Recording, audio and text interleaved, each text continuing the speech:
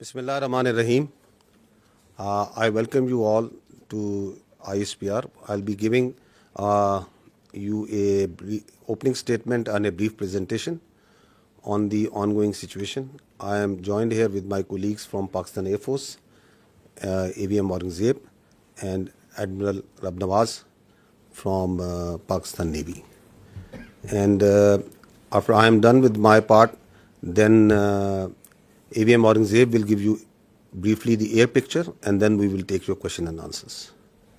I'll give you first a rundown of briefly our understanding of the Pahalgam incident. If you see that the location of the site, that the Pahalgam, it is from the tip of the Badori Bulge.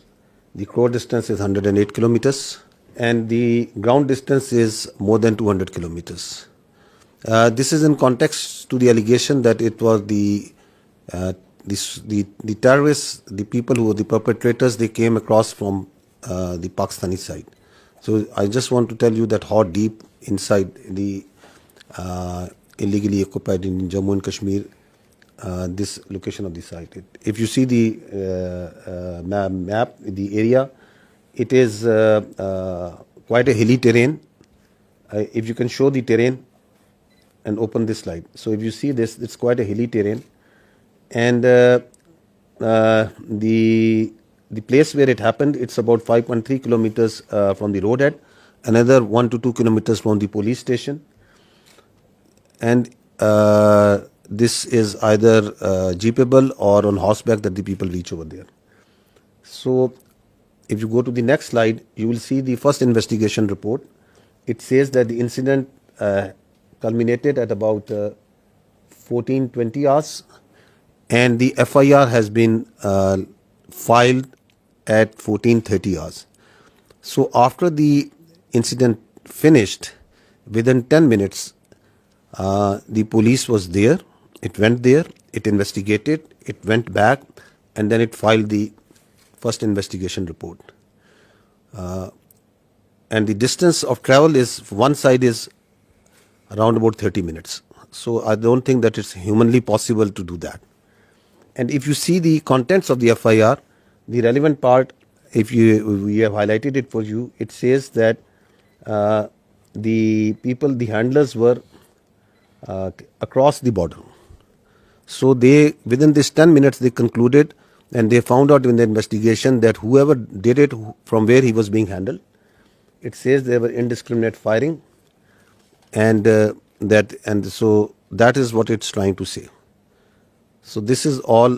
Once we say that we have not seen any shred of evidence that how this evidence has been produced.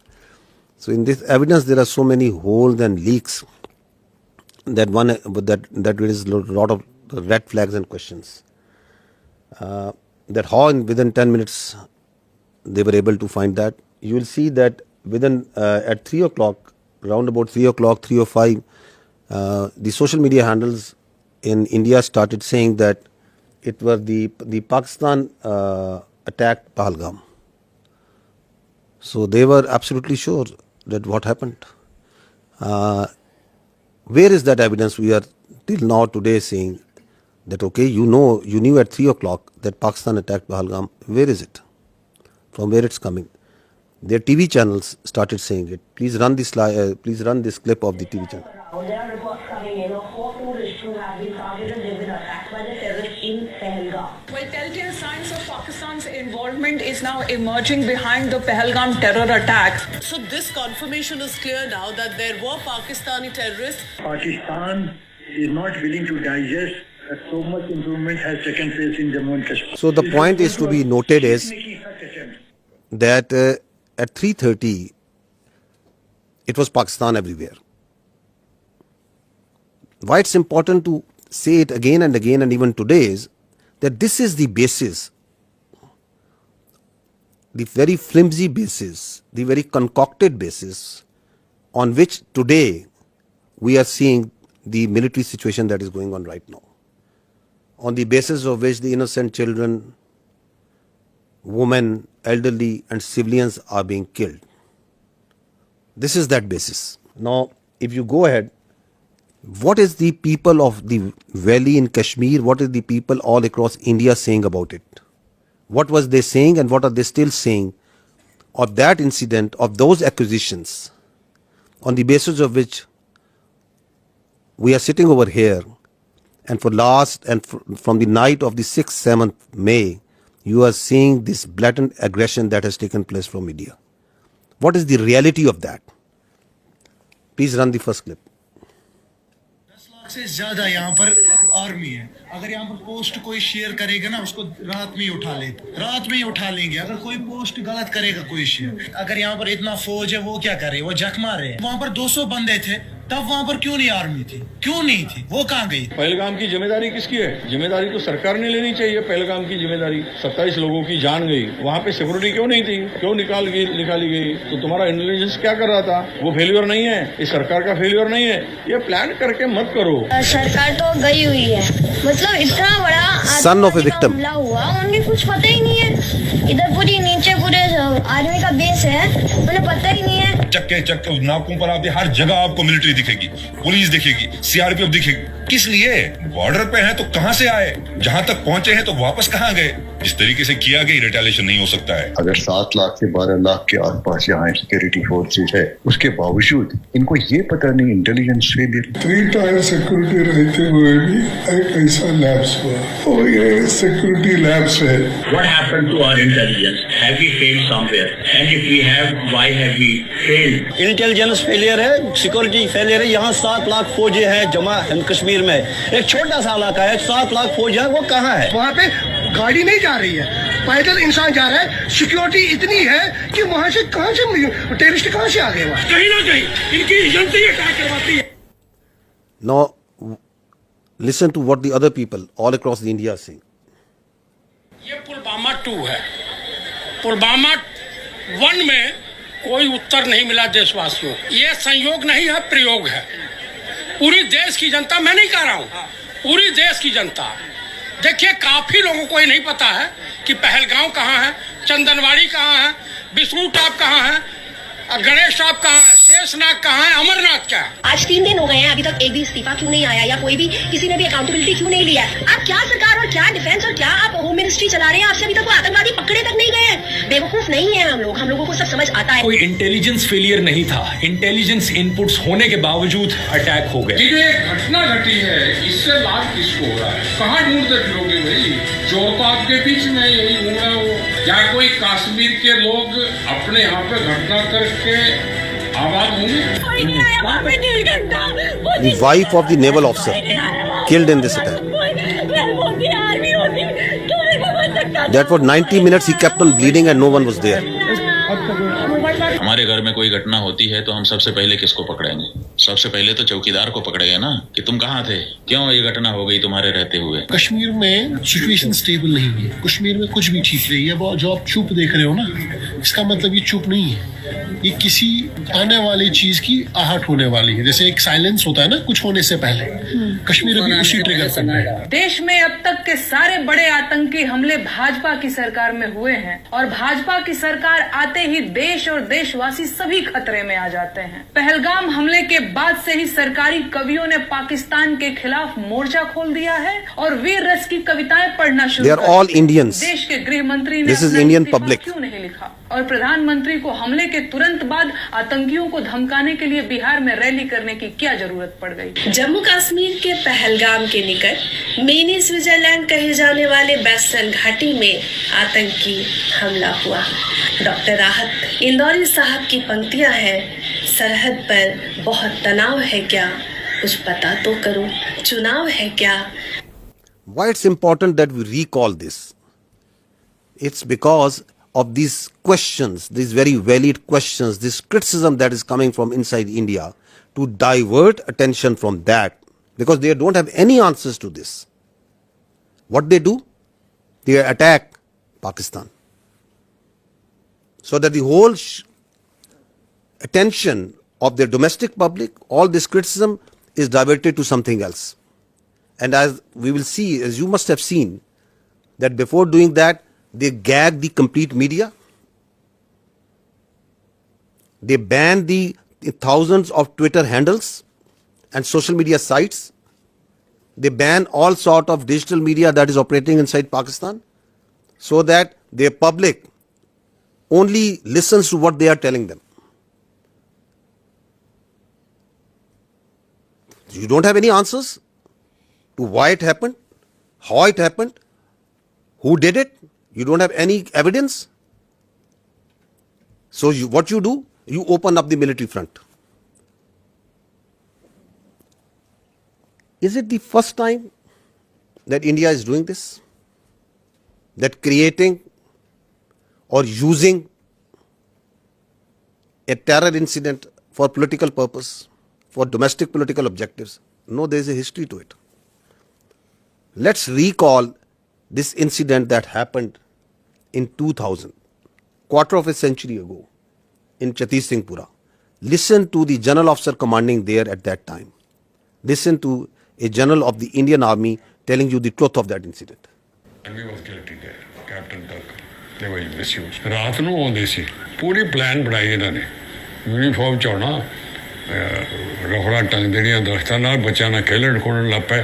CID ਪੂਰੀ ਕੱਢ ਲਈ ਸੀ ਪਿੰਡ, ਇਸ ਪਿੰਡ ਦੀ, ਕਿਸ ਵੇਲੇ ਸੌਂਦੇ, ਕਿਸ ਵੇਲੇ ਆ ਕਰਦੇ, ਕਿੰਨੇ ਬੰਦੇ ਹੈ, ਕੌਣ ਚੌਧਰੀ, ਮੇਲਸ ਕਿੰਨੇ ਨੇ, ਹਥਿਆਰ ਕਿੰਨੇ ਨੇ, ਸਭ ਕੁਝ ਕੱਢ ਲਿਆ। And then one night they came, ਆਉਂਦੇ ਸੀ ਪਹਿਲਾਂ ਵੀ, चेकिंग के लिए निकलाओ बाहर आओ, सारे आओ, मेल सारे बाहर आ जाओ। वो लाइन अप कर लेते सी, पहले उदा ही करते रहे, फ्रेंडली लाइन अप। उन्होंने कॉन्फिडेंस देता, फिर फैसला किया, अद्धी एक दिन आ गए 10 बजे रात को, निकलो बाहर, गुरुद्वारे को लाइन अप करे ताकि भज जान पिंड छड़ के। तो कोई आर्मी वालों कोई एक्शन या तो कोई? We gave the full report. We said army was involved. Clinton kicked up a row. Due to me, a lot of lives have been lost. I want to know exactly what happened. The other human rights organization, United Nations, sent. And we sent them the report. Kya hoya? They knew. Americans knew. So the piche killing the piche political reasons bhi sige? No. Only this.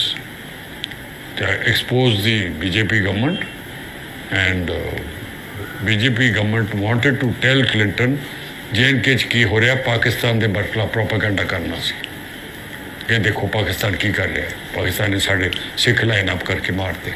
So basically BJP planted this to impress Clinton to help India against Pakistan. तुसी मान नहीं सकते, वो तो बाद जब ये रौला पिया, फिर अडवाणी ने फिर ऑर्डर दिता कि देखो जल्दी से कुछ करो जिससे कन्विंस हो जाए भाई इन्होंने किया था, ये वो पकड़ लो किसी को।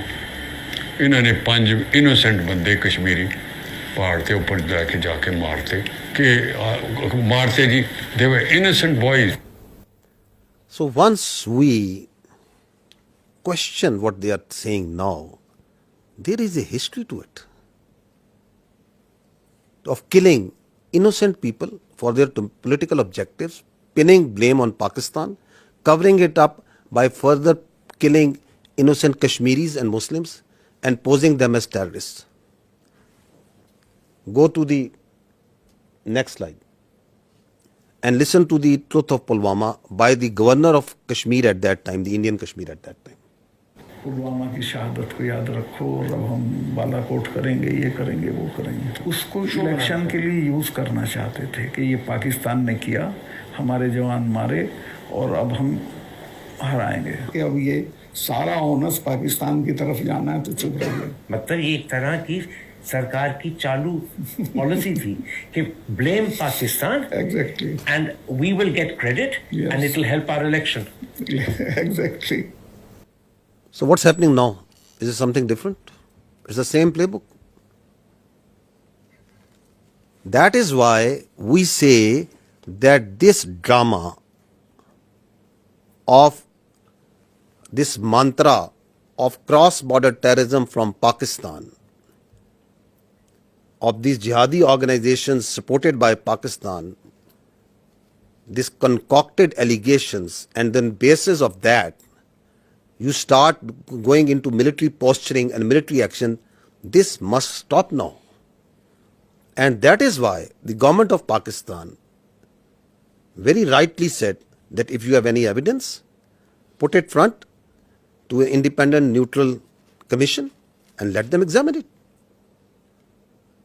Nobody gives you the authority to become the judge, jury and executioner. And that's what exactly India is doing right now. What Indians started doing, because this has also a linkage of that hubristic, that aggressive mindset that you see right now at play in Indo-Pakistan, in South Asia and in the world right now by the India.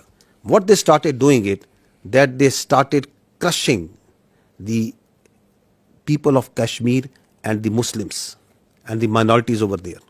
This is, just listen to the Kashmiris, what is happening to them. ये जो India वाले हैं, मैं कहती हूँ इनको तो इनके सीनों में दिल है ही नहीं ना. इनके सीनों में अगर दिल होता ना तो ये कुछ ना करते. इतना अरसा उन्होंने कैद में रख के तो आखिर में जब उनका फैसला होना था तो उन्होंने उनको एनकाउंटर कर दिया और इन्होंने हमें उनकी ना डेड बॉडी दी. पाला पीठा हुआ. What we are telling you over here, that this is what they do. Kashmiris, people who inadvertently crossed line of control, on different pretexts, they hold these Pakistanis, these Kashmiris, in different prisons, in locations, and then torture them, then kill them, and then pose them as infiltrators, as terrorists. This is the story of a minor boy who crossed into Kashmir years ago. They kept him in jail, then killed him in a fake encounter. And this is the family of that child who is telling the story. This is how they frame and concoct evidence for these so-called acts. इधर ही बाहर ही खेलता था. माँ ने बहुत मुश्किल दिन गुजारे. उनकी आँख नजर भी चली गई थी रो रो के. तो बस जब कोई इधर कोई आता था उनको मिलने के लिए, कहते हैं ज़िया मुस्तफ़ा की कोई खबर है? नहीं है. हम यही कहते थे कि वो आएगा, इंशाल्लाह ज़रूर आएगा. कहती थी कि मैं देख के मर जाऊँ तो फिर कोई अफसोस नहीं है. मेरी वालिदा मोहतरमा उसके इंतज़ार में वो वफात पा गई. और इसी तरह से हमारे बड़े भाई, 2 बड़े भाई फौत हुए उसके इंतज़ार में. हमारा वो प्यारा बच्चा वो इस तरह से मार दिया. जेल से बाहर निकाल के ऐसे फर्जी नाम दे के कि उसको पता नहीं कौन सी जंगलात का पता था. उसको क्या पता था ज़ालिमो तुम्हारे वो जेल में है, जेल से कैसे कोई बंदा राब्ता कर सकता है. This boy, in October 2013, this minor was taken into Indian custody and they killed him in October 21 on the charges of being a terrorist. What they did after Pahalgam, opened up the same playbook. So this is on 24th of April, 2 days after Pahalgam, we saw that the Indian media reported a fake encounter that 2 terrorists from the Pakistani side, they were infiltrating and they were killed. Look at their bodies, these so-called terrorists. They are 2 citizens more than 50 years old from a divided village, 2 Pakistani citizens from the Pakistani side of Kashmir. Clean shoes, shining moccasins, pistol and a planted gun and a planted pistol. And these are the terrorists that are going across in an area which is a border which is infested with military forces all over. And once the media went to their village and to ask the truth, listen to what the villagers tell about it. आसानियाँ हो गया है. ये 2 हमारे बुजुर्ग भाई ये सदियों से यहाँ रह रहे हैं. इनका बाप दादा यहाँ का रहने वाला है. आलोसी के करीब ये गांव है. कहीं मालूम पड़ोसी गुम हो जाता है. आलोसी के करीब उनको ढूंढने के लिए गए. इंडिया आर्मी ने शहीद कर दिए. वो मार के कहते हैं कि ये दहशतगर्द है और दहशतगर्द ये नहीं है. हमारे 2 भाई इंडियन आर्मी ने इनको शहीद कर दिया है. वो गाँव के ज़ईफ़ुल उम्र थे. तकरीबन उनकी 50-60 साल उम्र थी. और उन्होंने रिपोर्ट में डाल दिया कि ये पाकिस्तान के दहशतगर्द थे. दहशतगर्द नहीं थे, वो ज़ईफ़ुल उम्र थे. एक का नाम मलिक फारूक और दूसरे का नाम मोहम्मद नंबरदार. जो कोई दहशतगर्दी में नहीं पाए जाते हैं कि अरसा दराज से यहाँ रहते हैं. इंडियन आर्मी ने फायर करके उनको हलाक कर दिया. मेरे 2 भाई अपना माल मवेशी ढूंढने के लिए एलओसी लाइन के करीब गए तो इंडियन आर्मी वालों ने फायर करके दोनों को शहीद कर दिया. The CNN team went to this village a few days ago and they went to the same village and what he found about the reality. Elderly children and women are incredibly scared. He says, we want to take our livestock out to pasture, but the Indians are right there in front of us, and we're very concerned. Their fears may be well-founded. This 17-year-old says Indian troops killed his father, Malik Farouk. He had gone to the line of control to chase our cattle, he says. The Indians shot him and accused him of being a terrorist. He is not. He is a good man. The day after the massacre in Indian-administered Kashmir, the Indian government announced it had foiled a terror plot, killing 2 Pakistanis. Malik's brother denies the allegations too, says he was just a herder like me, believes India wants their land, before breaking down in tears. It's okay. India's done a great cruelty to us, he says. If they want me to leave, put a bullet in my head. That's the only way I'll go. What I want to bring to your notice is this: you as independent journalists, please go and find the facts. These are the facts.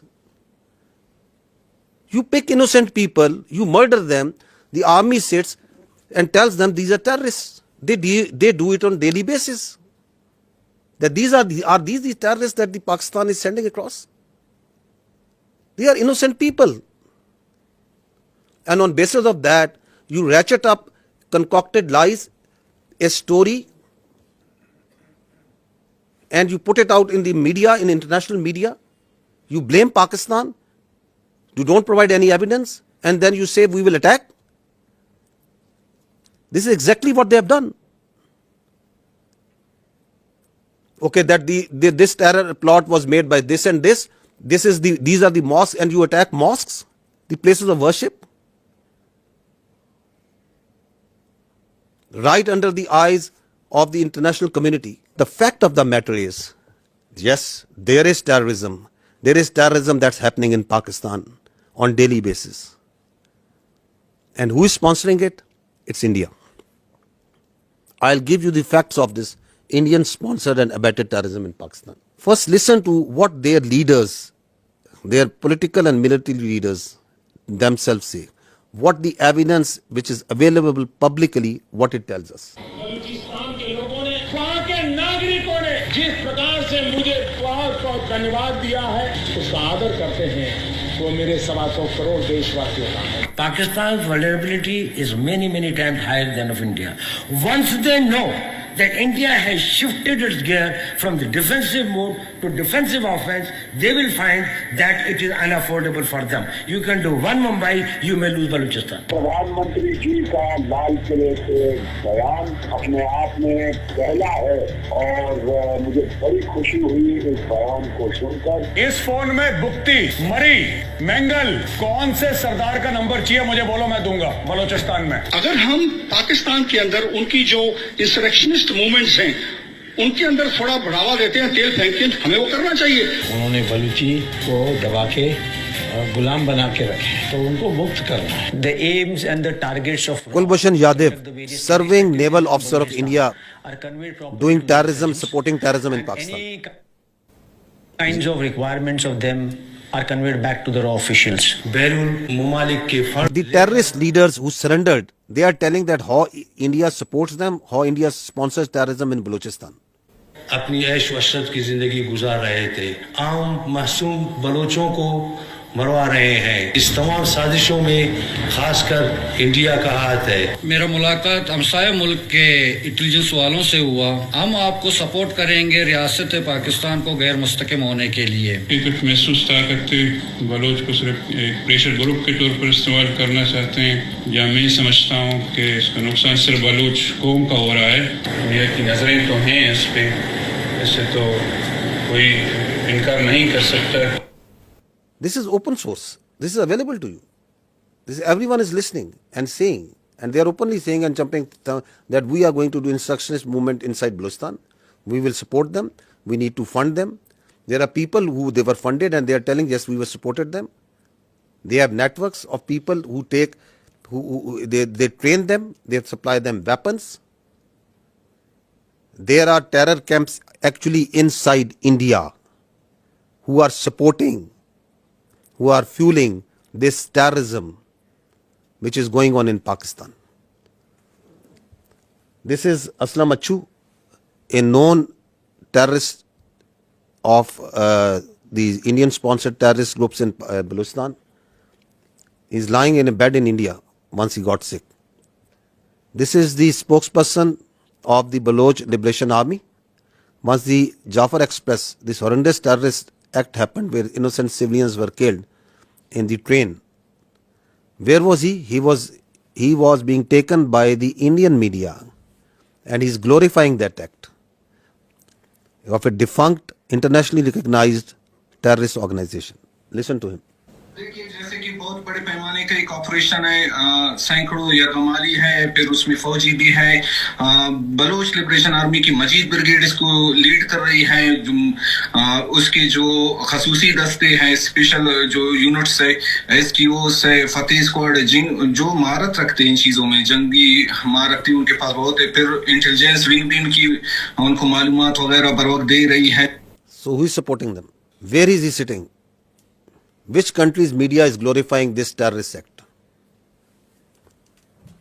Now look at this way of this video that once the Jafar Express happened, this is a video that was shot exactly at the time when the train was blown up by the terrorists. Where was this video given? From where it was aired first time on the electronic media? India. Attack took place at around 1 p.m. when the train passed through the Bolan Pass. Big news coming in from Pakistan. So that video tells you that the Baloch terrorist groups made a video, and who is the one who is airing it? The Indian media.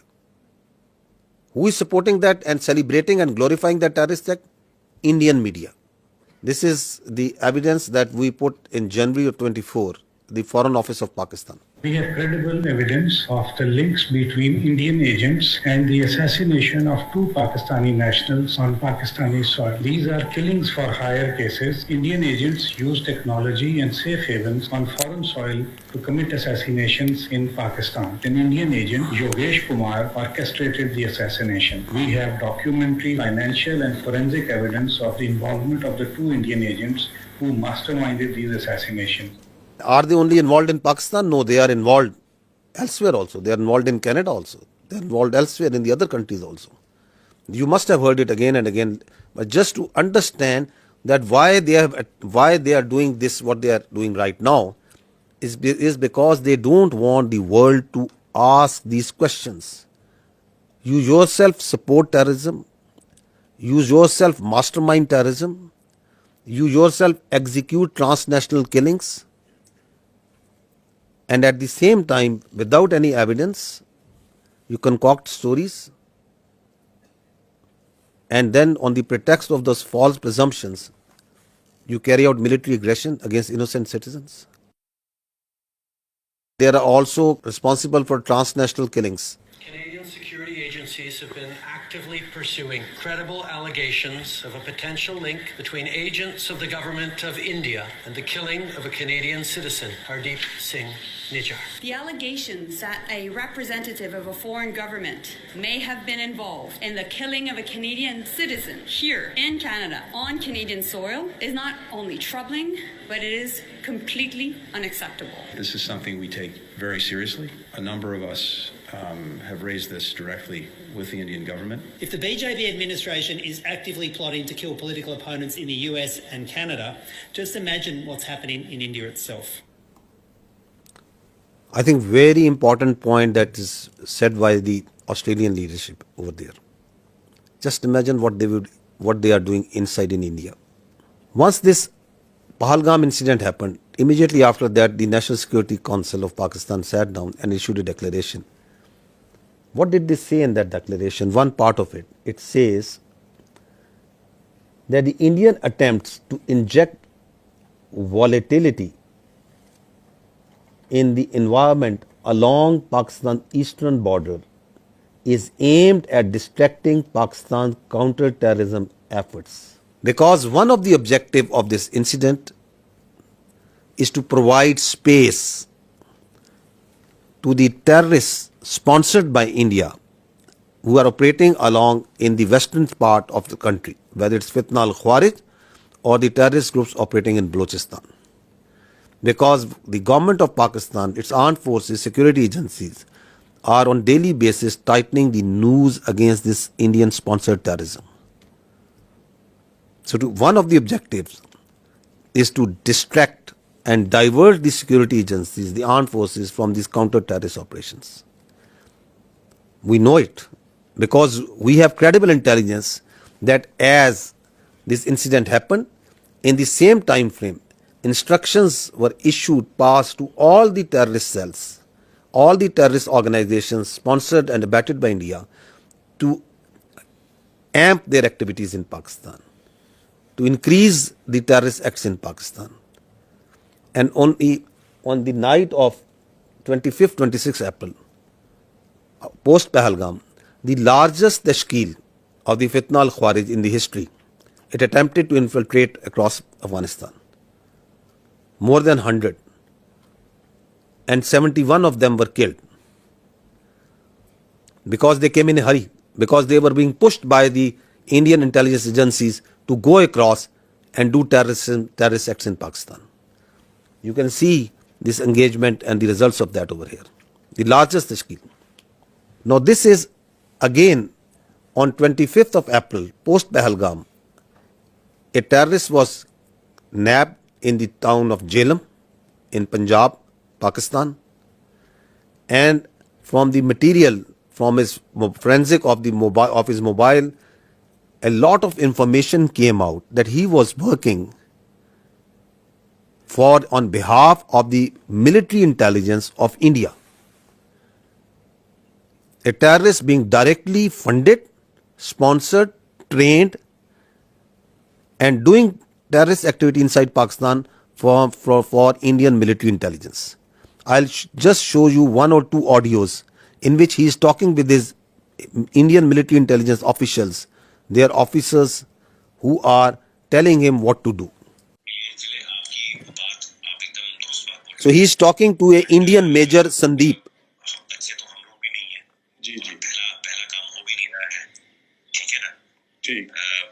Balochistan से लेके लाहौर तक मेरा जो net है बैठा हुआ है ना, तो मैं अगर पैसा आपको भेज रहा हूँ, इसलिए नहीं भेज रहा हूँ कि मेरा बंदा कॉम्प्रोमाइज हो जाए। आप कभी डायरेक्ट अपने अकाउंट में पैसा नहीं लेंगे। पहली चीज ये आपके लिए भी क्या कहते हैं, मैं एक डायरेक्शन डेटिंग लेंगे 10,000 रुपए यहाँ के मैं आपको इसलिए भेज रहा हूँ क्योंकि मुझको पता है कि कितने अमाउंट को डालने से ISI या आपके यहाँ की एजेंसी या आपकी साइबर विंग हो गई, ठीक है ना, या आपका पुलिस डिपार्टमेंट हो गया या एनफोर्समेंट डायरेक्टरेट हो गई आपकी, वो उस चीज को मद्देनजर नहीं लेगी। समझ गया, ठीक है ना। जब आप बड़ा ऑपरेशन करेंगे, और मैं लाखों की बात कर रहा हूँ, जब आपको 3-4 लाख रुपए भेजे जाएंगे यहाँ से, तो आप लड़कों में क्या होता है, एक ऑपरेशन करने के बाद वो पागल हो जाते हैं। मैं आप इस तरफ की बात कर रहा हूँ। उनको लगता है जी सामने वाला बंदा पैसा देने के मूड में नहीं है।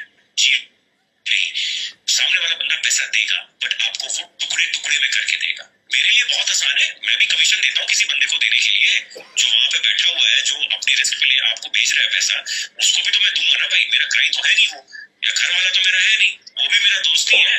मेरा ताना तो मैं दूंगा ही दूंगा ना भाई, उसकी भी तो लेबर लग रही है। फिर मेरे को सेफ रखना है तो मेरे लिए आसानी है कि मैं एक बारी में दे दूं, मेरा काम, मेरे पैसे बच जाएंगे। बट मैं आप लोगों की सेफ्टी को मद्देनजर रखते हुए उसको 2-3-4 हिस्सों में बांट करके आपको देता हूँ। अकाउंट में नहीं, अलग अलग अकाउंट के अंदर। हम फ्यूचर में भी जब आप ऑपरेशन देंगे तो मैं आपको पैसे दूंगा। तो इस तरीके से जब चलेंगे आप पेशेंटली, तो हम लंबा चलेंगे। देखिए मैं 1-2 दिन के लिए नहीं हूँ यहाँ पे, मैं आने वाले काफी सालों के लिए यहाँ पे हूँ। देखिए ऑपरेशन के साथ आपका मेरा साथ और काम खत्म हो जाएगा। आप ऐसा करें कि आप भी बोले कि हाँ अभी किसी बंदे। So what is he telling them?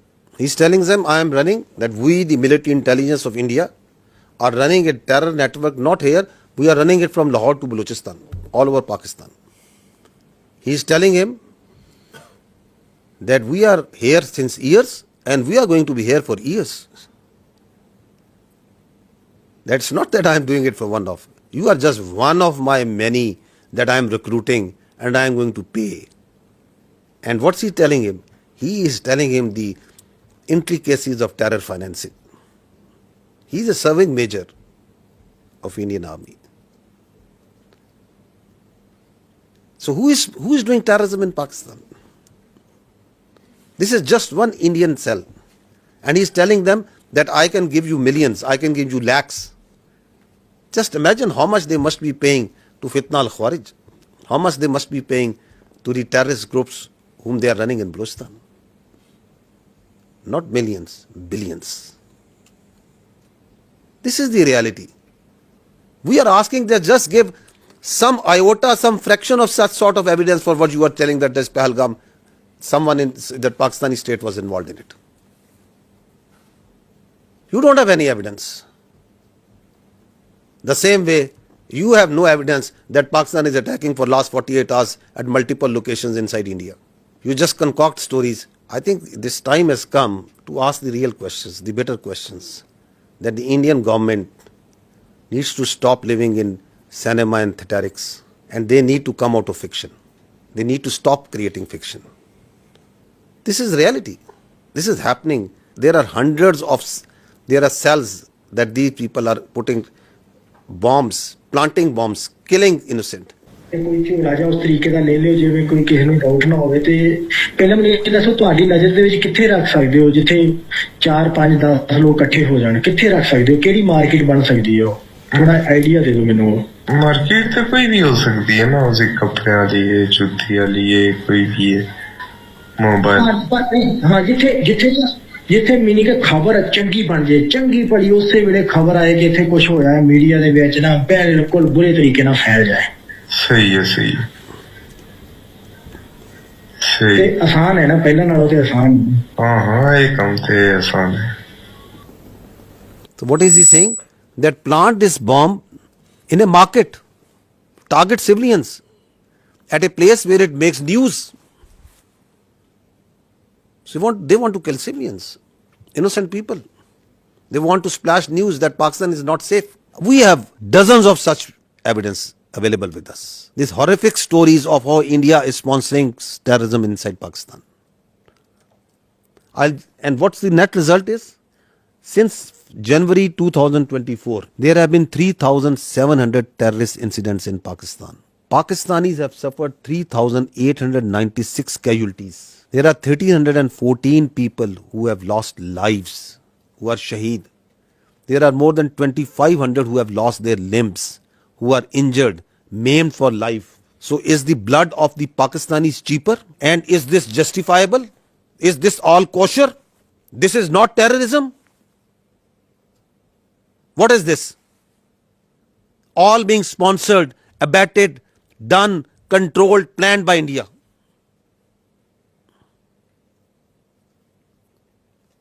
And you don't have any evidence for Pahalgam?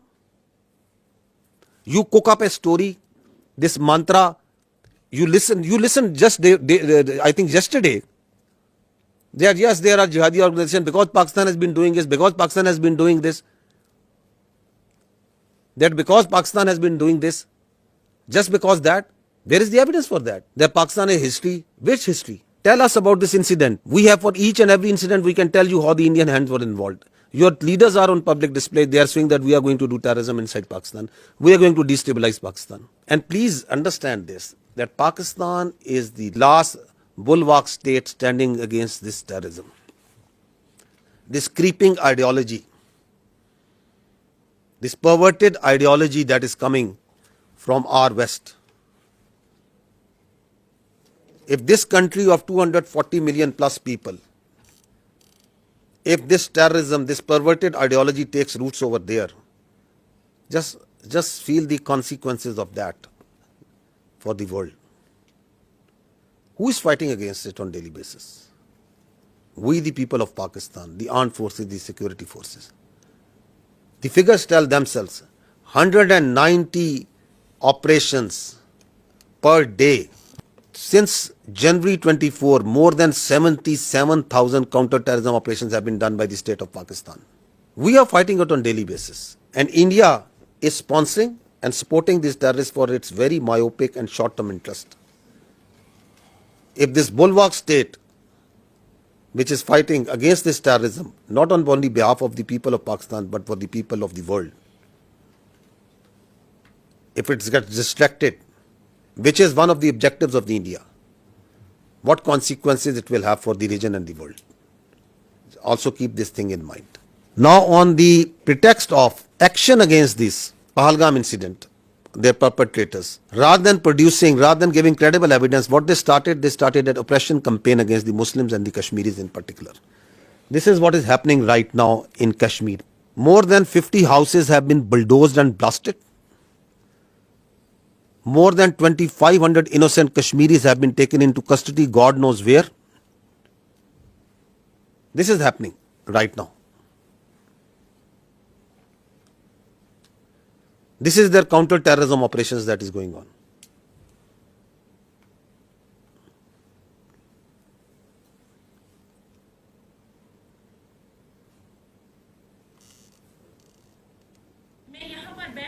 Security forces जब आए उन्होंने हमें सबको निकाला बाहर। तो एक बंदा यहाँ से चढ़ा, हमारे यहाँ पे जो ये थे मतलब घर का वो स्टोर होता था वो वहीं पे चढ़ा, उसने कुछ रखा वहाँ पे बंद रखा, कुछ वो जो ब्लास्ट उन्होंने किया वो रखा उसने, मैंने खुद देखा। एक को मैंने फौजी वर्दी पहनकर उसको मैंने देखा था यहाँ पे जाते हुए, तो फिर सब कुछ यहाँ पे बर्बाद हो गया। They are beating innocent people on streets, जाए ताकि हम घर सेफली पहुंचे जाए।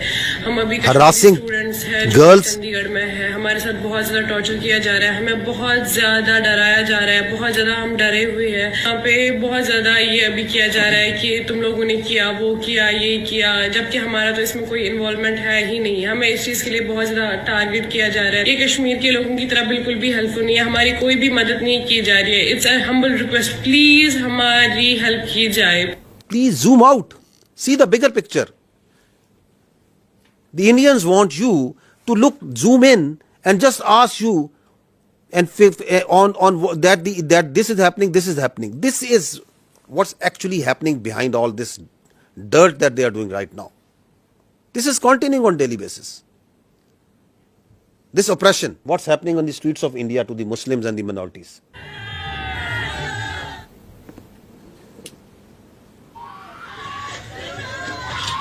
हमने तो काम स्टार्ट कर दिया अपना गांव में। देखो भाई हम काट डालेंगे, दो पकड़े गए तो हमारे काट डालना है भाई।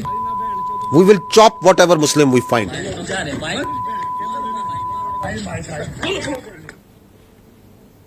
दो कटुए मारे गए, छत्री और अच्छा दल इसकी जिम्मेदारी लेता है और भारत माता की सौगंध 26 का बदला अगर 2600 से ना लिया तो मैं भारत माता का पुत्र नहीं। जय श्री राम, जय हिंदू राष्ट्र। Dogs and Muslims not allowed. This is happening in India. अभी जो पहलगाम में आतंकी हमला हुआ है उसमें हिंदुओं को देख देख के मारा गया है। Please understand this hatred, this state-sponsored hatred against the minorities, which is working with the mindset, the hubristic mindset which is behind this military aggression. The problem here is what India is doing, that they are doing two things. They are externalizing their internal problems and they are internalizing their external problems. So, oppression of the minorities, extremism and terrorism is an internal problem of India. Rather than addressing that, rather than addressing this oppression, this extremism, this rising Hindutva within India, rather than addressing it, they are, this internal problem, they are externalizing it by putting blames on Pakistan and other countries, that this terrorism and this extremism is being exported from here. It is not. It is their internal extremism and oppression, day in, day out, 24 hours, that the minorities, that the Muslims, that the Kashmiris, that the Sikhs and others are facing there. You need to address it at home. Please don't externalize it. And Kashmir, ladies and gentlemen, is an external problem. It is an internationally recognized disputed territory between two countries with the decision to be made by the people of Kashmir. But you are internalizing it by putting more than 700,000 troops over there, by doing oppression over there, by changing its demography, by changing its status. So this is the main issue that is at hand. You try to put their mouths shut. Listen to this boy. That on 24th April, what he said and then what happened to this journalist. He's a journalist in Kashmir. What happened to him on 25th April? अगर यहाँ पर 7 लाख से लेकर 12 लाख के security forces हैं, वो क्या कर रहे थे? पहलगाम तक जाते जाते मुझे 10 चेक पॉइंट्स पे रोका जाता है, मच्छी साथ नहीं ले सकता मैं. ये बंदे आए कहाँ से? Don't ask Kashmiris on this. Ask the security agencies. कितनी कंपनीज है यहाँ? RR है, SSB है, CRPF है, आर्मी है, BSF है. वो क्या जग मार रहे थे? गवर्नमेंट क्या कर रही थी? मैं उससे सवाल कर रहा हूँ आप सब लोगों के माध्यम से कि क्या कर रहा था गवर्नमेंट? होम मिनिस्टर साहब यहाँ आए. होम मिनिस्टर साहब मैं आपसे सवाल कर रहा हूँ, ये क्यों हुआ?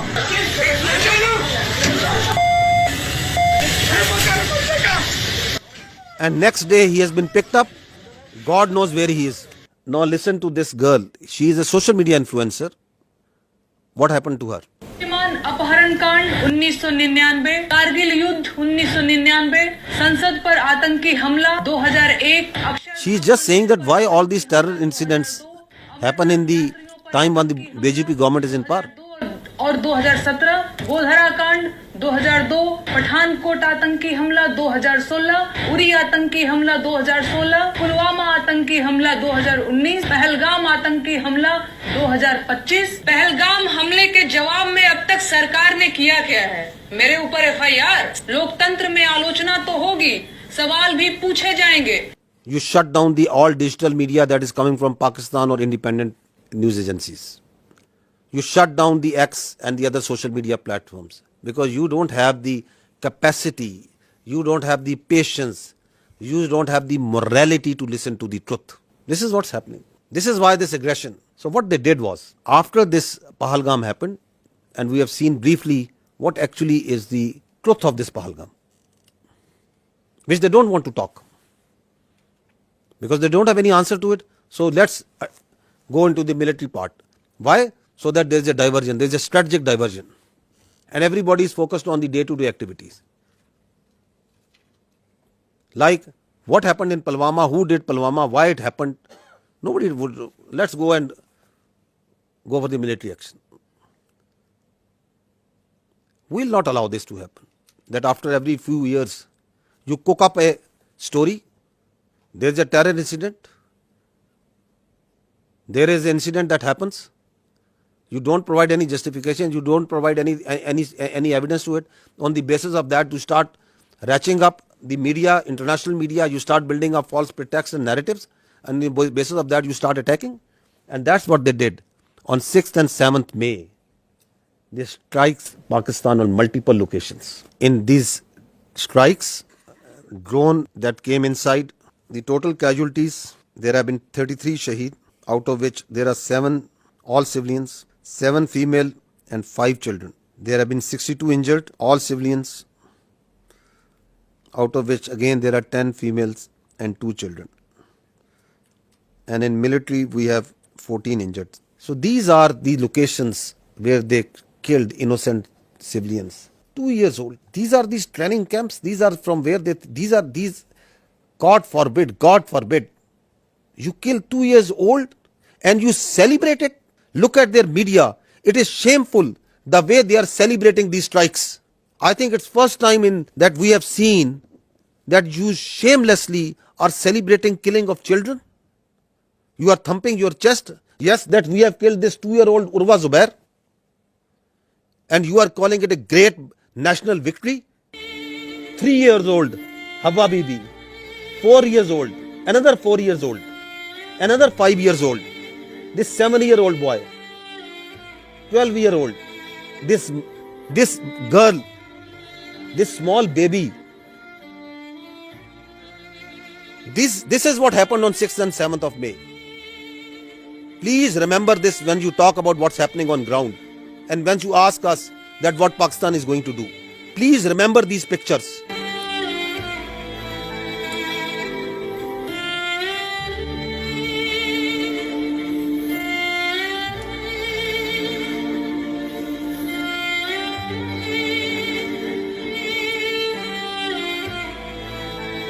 I ask you again, I request you to remember these pictures. They are in the conscience of the people of Pakistan and the state of Pakistan. India has killed innocent children on false pretexts.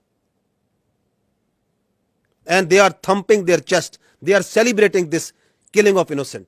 This is what they did to the mosques, to the places of worship. See the desecration of our Holy Quran.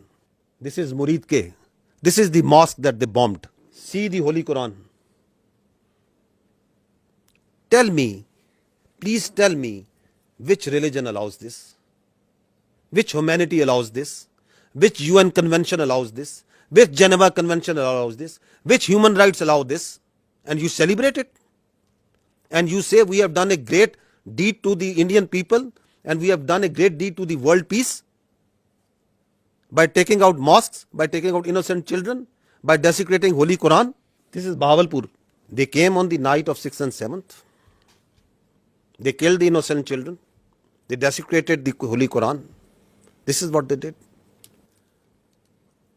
Once they came, our proud Air Force took them on. They came in large numbers. 5 of their aircraft was shot down. 3 Rafales, 1 MiG-29, 1 Su-30, 1 large combat UAV, multiple smaller UAVs. On the line of control, the Indians opened fire all along, indiscriminate fire, specifically targeting the civilians living on the Pakistan side of Kashmir. Specifically targeting the civilian populations. We have responded. We are continuously responding to this aggression. And we are only targeting the Indian military posts. We are being very careful because Pakistan, the state and its people and its armed forces do not believe in targeting innocent civilians. We have neither the culture nor our religion allow nor our morality allow that we target innocent people, that we target holy places. And I will show you the evidence that how precisely we are targeting only their military posts. So this is their brigade headquarters.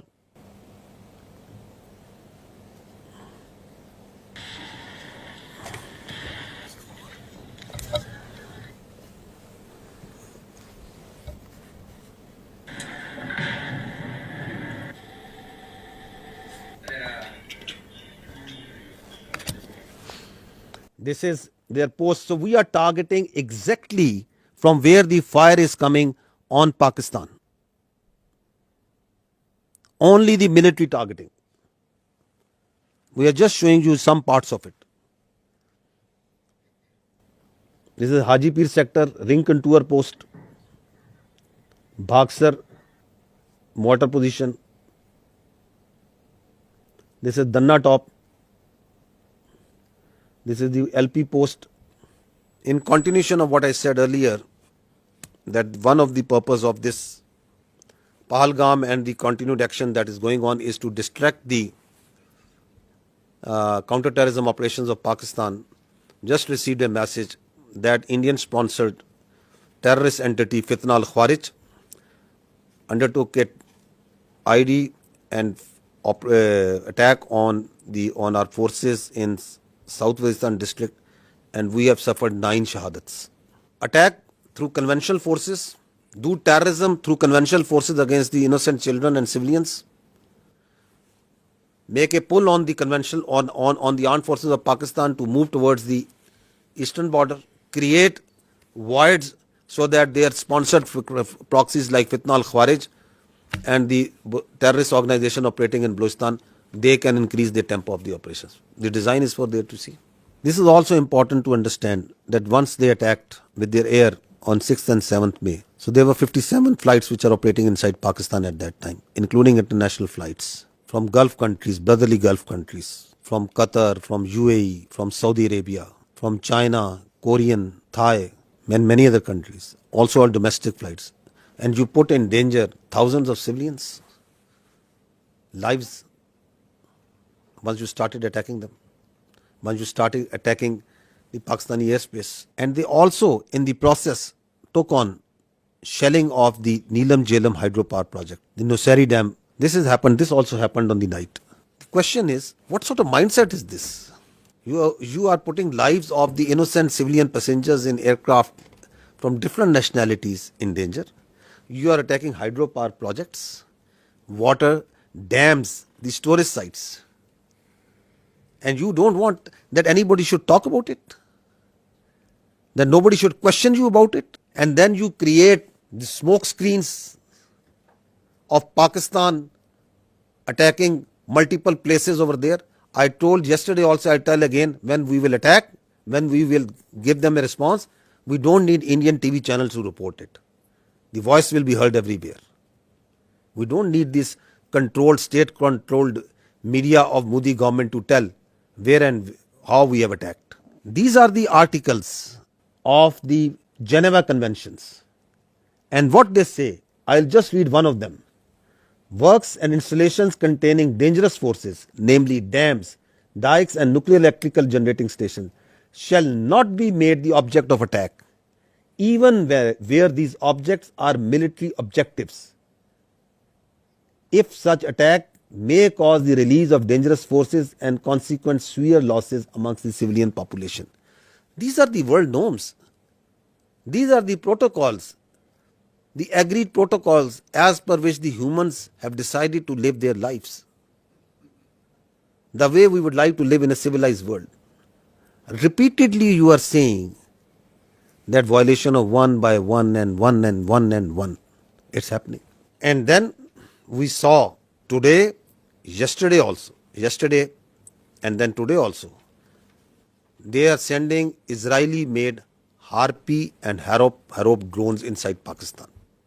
Swarm drone attacks. You must have observed it. They are sending it.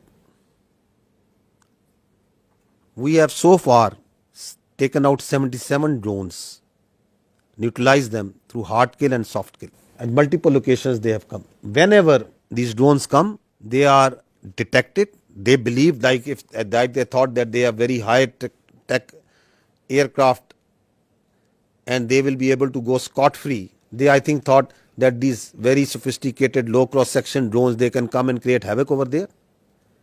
We have taken each one of them out. Not one of them has been able to go back to India, and not one of them will be able to go back. So we watched each one of them. We detect each one of them. So don't think that anything that is coming from the east, we are not seeing. We are vigilant, and we will not let anyone put a cross on our territorial integrity and sovereignty. Not at all. We will defend our honor, our integrity, our sovereignty at all cost, and we are doing it. So these drones that have been shot, we are collecting the debris from all over Pakistan, and these are our war trophies that we will rub on their faces. On the night of 6th and 7th, we asked them to pick up the debris from their side. This time this service we are doing for them, whatever they are sending.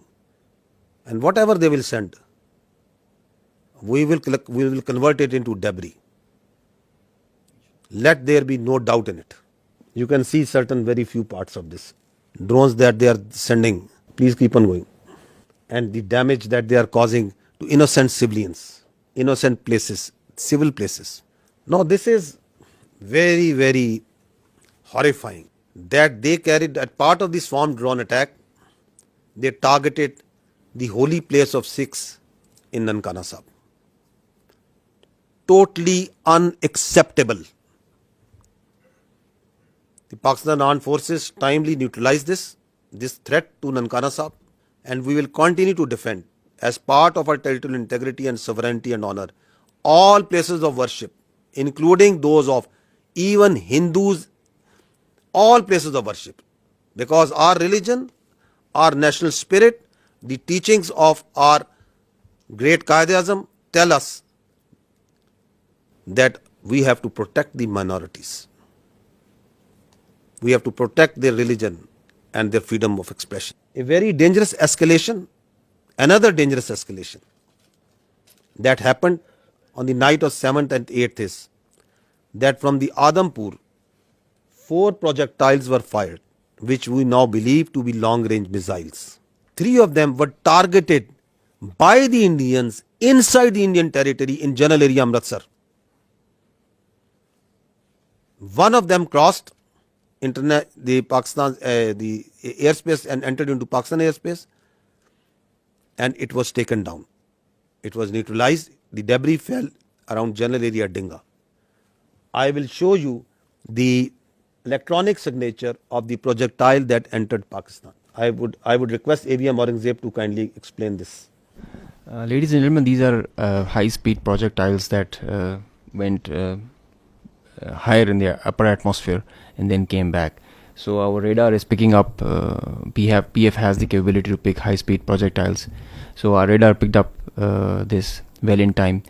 All 3, the ones that went up in the north at the radial of 310 in the north and then came back, landed in the Indian territory, and one of them came in at our site, which was neutralized in midair. So keeping the tactical details apart, but this is totally ridiculous kind of concept of operation where you are jeopardizing your own safety of your own people and escalating this thing to such a point which might be point of no return.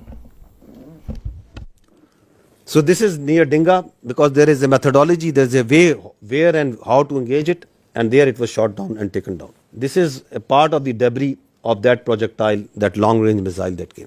Now, this is again interesting, the Indian propaganda that is going on day in, day out for last 24, 36 hours that we are seeing, that Pakistan has attacked at multiple places in India. Pakistan has attacked, the aircraft is there, and Pakistan have strike missiles and send drones and do what and I don't know what. We have got so sick and tired, and it is no, we just stopped even following this sort of nonsense and stories and humor that is coming from there. The Indian journalists are themselves also saying, I never deleted tweets, but today I am deleting all tweets that I made without verifying the claims of our Indian media channels. I feel sad, not because of tweeting, but more so because I wrongly believed what I saw. As an Indian, I am fuming. Last night our news channels fed us lies, fake strikes on Karachi, imaginary evasions, recycled videos, no facts, just drama. While citizens slept feeling proud, the world watched us become a joke. This is not patriotism, it's betrayal, shameful.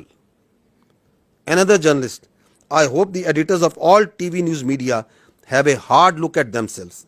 You were a national embarrassment last night, every single one of you. What a shame. What a mockery of journalism. This is what Pakistan has fired. At least have the sense to burn these brown fields if one of our projectile and one of our missiles has gone and hit a field. Karachi is burning. Karachi has been taken over. Go and call Karachi. Find out where it's burning. Pakistan JF-17 Thunders have been taken out. At least show me the debris of one aircraft. At least show me the electronic signature of one aircraft that Pakistan, of one UAV, one drone that Pakistan has fired there. That's why we say, don't worry. You are so fond of Pakistan firing at you, we will fulfill your demand at the time, place and means of our choosing. And I repeat, we don't need this shameful media to tell us that they themselves are embarrassed that what they are doing. They are trying to make Indian public, they think that the world is fool, that their public is fool. No, the Indian public is also not fool. They are also watching. You are trying to gag. You are trying to shut down the voices. You are trying to push the journalists into the prison vans and dungeons and don't know where. Listen to this. It's a joke. Listen to this joke. Of the Pakistan Prime Minister's residence. Pakistan ke JF-17 fighter jet ko Bharat के आकाश missile system ने मार गिराया है. The JF-17s, perhaps 2 of them have been shot down. We are also told one F-16 has been shot down. That's a huge loss for Pakistan. One Pakistani fighter jet pilot has also been detained, is the latest information that we have. This is the latest information. 3 JF-17s gone. ये जो AVAX इनका जो एक AVAX भी, one AVAX has also been shot down. इसमें इनकी रीढ़ टूट गई है. An F-16 has been down. Amit Bhatt of News 18 Rajasthan has confirmed that an F-16 has been shot down. Vishnu, we're hearing from sources that Pakistan Air Force... And the sources are their official sources. Their Ministry of Defense is saying, what a shame. To be saying that they've lost 2 JF-17 fighter jets in the course of Operation Sindoor. That's a very big admission from them. There is a lot of speculation that is going on, and one speculation that is going on is whether there is a coup against the Army Chief Asim Munir. Karachi बंदरगाह पर भारी तबाही हुई है, 10 से ज्यादा धमाके वहां पर देखने को The port of Karachi is in flames. अब कुछ बचा नहीं है पाकिस्तान में. Nothing is left in Pakistan. I hope you people are all right. Big news that is coming in. Rahul, Rawalpindi and now Islamabad. Air raid sirens have gone off in Islamabad. Army अंदर घुस गई है पाकिस्तान में. क्वेटा का इलाका है, वहां पर In Quetta also. कर दिया है. इस्लामाबाद के बड़े इंपॉर्टेंट स्ट्रेटेजिक लोकेशंस पर अटैक किया गया. Our missiles S-400s. Please pause. Please pause. Pause. One F-16. रोकिएगा. In the picture you can see supposedly a PL-15 missile that they think is lying on the floor or somewhere. This one, I think you are referring to this one. Yeah, this one. Yeah. Which they are claiming again and again it's a PL-15. Children at science fairs make better models of such missiles. This is neither close to a PL-15, nor does it look like a PL-15. The missile does not land like this and gets broken in the mid section. The missile self-destructs in the air after it has a burnout time. I mean, this is laughable. You can die laughing. It's very dangerous thing that they're doing. It's fatal to human beings. This is absurd, totally absurd. Missiles don't land like this and get broken in the midsection. Nor they are of white color if they are not dummy. So, and as far as the seekers are concerned, well, we say that we fired at them. So they're supposed to have seekers. We did fire. They're supposed to bring debris to prove the claim. They did this last time also in 2019. They showed a piece of an AMRAAM that they shot an F-16. The piece of an AMRAAM doesn't prove that they shot an F-16. It proves that we fired at them. Some part of the aircraft proves that they got the better of it. So we have to admit that they are making us, at least the humor part is with them. Yes, of course. No, they actually live in movies. I must give credit. They have a very good theatre. They have very good this Bollywood. But that's not the reality. You have to grow out. Please stop living in Bollywood. Grow up. 2 JF-17s over Pakistan. Look at him howling. Pakistan's territory. Now this is war. This sort of war they can keep on fighting for next many days. They think that this is war, that whatever comes to your mind you start claiming. Why they are doing it? What's the sense of doing this? Because your face has been blackened on night of 6th and 7th May. Because we shot down your aircraft, your so-called very high technology aircraft that you were having, and you thought you can get away with it. And then once you didn't want to send your manned aircraft, you sent your unmanned drones and we took each one of them out. Your face is being rubbed. You are frustrated. We can feel your frustration. We can feel your anger. Starting from 22nd April, you couldn't provide a shred of evidence. Nobody believes in your concocted story. Everyone knows that you are lying. And then you kill citizens, civilians, innocents. You kill children. Your lie is getting clearer for everyone to see. Your cruelty, your hubristic mindset is getting clearer. Your extremism, your anger is getting clearer. So you have to satisfy.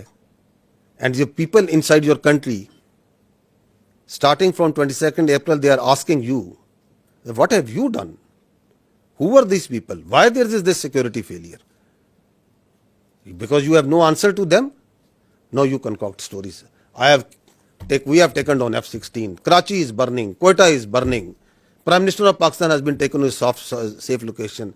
This, that, whatever comes to your mind. Is this a joke going on? These are two states. Their lives of hundreds of millions of people, thousands of millions of people at stake. The world peace is at stake. And this is what you are feeding. This is the war frenzy you are making. You watch their TV and they are showing that there are sirens going on, civil defense raids going on. You want to create war hysteria? This is another point that I want to highlight, that we request the international media to fact check before buying their stories. This is just a very fresh story about someone who was leading the prayer, the funeral prayer of the people who died in one of the unfortunate place in this 6th, 7th, one of the mosques that was taken out. And the Indians started planting that this person who was leading is brother of someone whom they claim. You people are much more informed than me on this, huh? So they started saying, no, listen to this. It's again sad that how people fall prey to these cooked up stories. So this is the British High Commissioner in UK. Now he is showing, the Indian High Commissioner in UK, he is showing this man and claiming him to be brother of this person. The founder of the terrorist groups that you're mentioning. Look who's behind him. Look at the coffins there. They have the Pakistani national flag. Masood Azhar's brother has been killed in operation. So at least match your notes. Your High Commissioner in UK is saying that this man is leading the prayers. Your media is saying he has died. So before you cook up a story, I would request our dear friends, whoever is writing the script over there of this fiction book that they are writing, that at least match the notes amongst yourself. Abdul Rauf Azhar, Masood Azhar's brother, Abdul Rauf Azhar killed. You have to say once something, you have to back it up with fact and evidence. Now this man who was actually leading the prayers, whom the High Commissioner of the Indian High Commissioner is saying that he is the brother, what is he telling? Who is he? This man is Hafiz Abdul Rauf and he is telling who am I? मुझे बड़ी ही शदीद तकलीफ है और रंज भी है कि बग़ैर किसी तस्दीक के, बग़ैर किसी तहकीक के मेरे बारे में इतनी बड़ी बड़ी बातें और बैनुल अक़वामी चीज़ें बयान कर दी हिंदुस्तान ने और उनके मीडिया ने, जो बिल्कुल ही मुज़क्का खेज़ है और जिसका हक़ाइक़ से क़तन कोई ताल्लुक़ नहीं है। मेरी ज़िंदगी सबके सामने है। मेरे माँ बाप उस्ताद थे, मैं ख़ुद तालीम दोस्त आदमी हूँ। मैंने पहले कॉलेज में पढ़ा, स्कूल में पढ़ा और बेहतरीन मेरी एजुकेशन रही। So this man is a local politician. This is his, he belongs to a political party also. This is his date of birth. He has a son, he has 3 daughters, and that's simply what the man is. He is not his brother, not at all. And he's saying that I have come to know through international media, saying that I am the brother of that person. I'm trying to tell you is that even if their high commissioners are telling you something, even if their ministries are telling you something, please fact check it. Don't fall prey to their misinformation, disinformation. Because they live in their own cocoons, in their own bubble, in which they believe every lie that is fed to them. India has become a disinformation, misinformation churning machine. And the only thing that can counter this is fact and reality. Again, unfortunate part that even reputed journalists like Barkha Dutt, whom people tend to believe what they are reporting on their social media.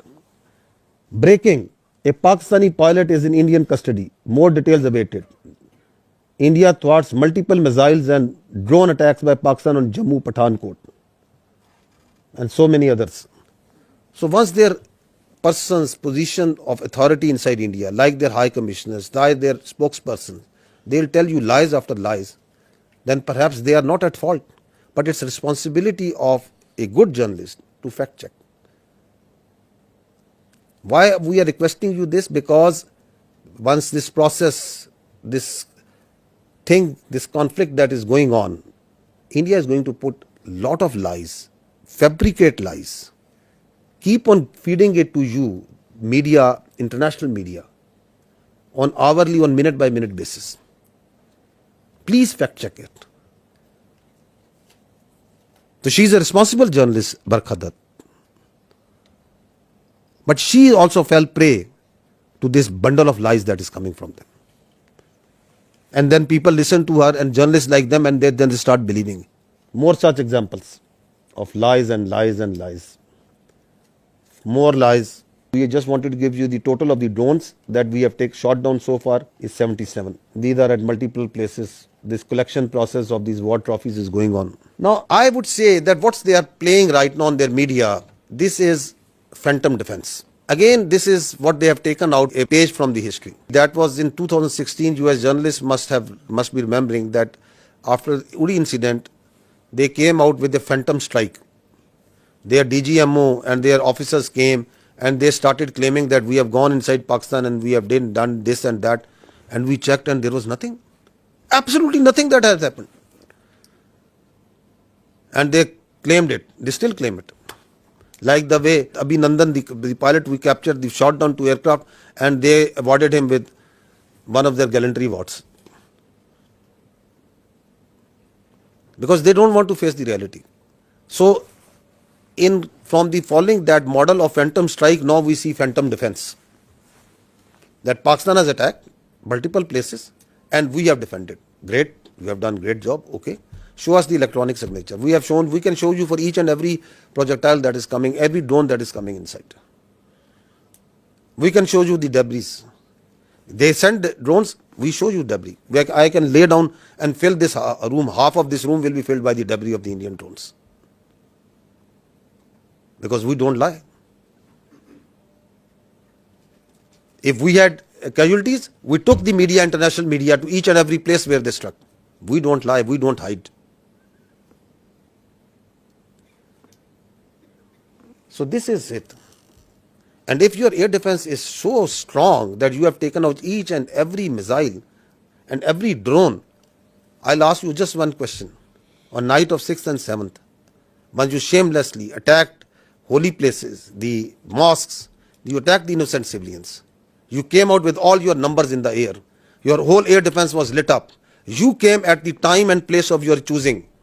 And after you have released weapons, only after that, once our Air Force struck back, why couldn't you take just one of our missiles?